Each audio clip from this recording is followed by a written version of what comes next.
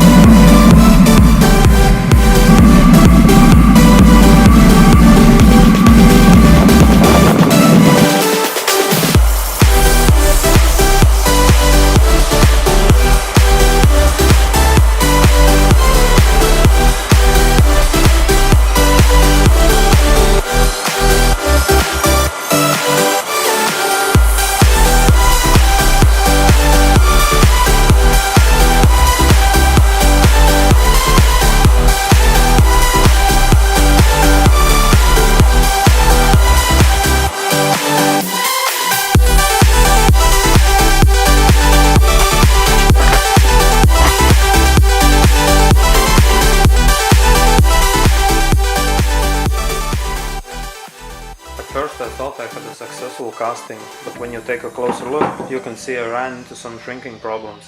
The reason for that I think is that the risers were too small and they cool down much faster as the actual part. But as the shrinkage is on the side, I think I can still use it as a rammer.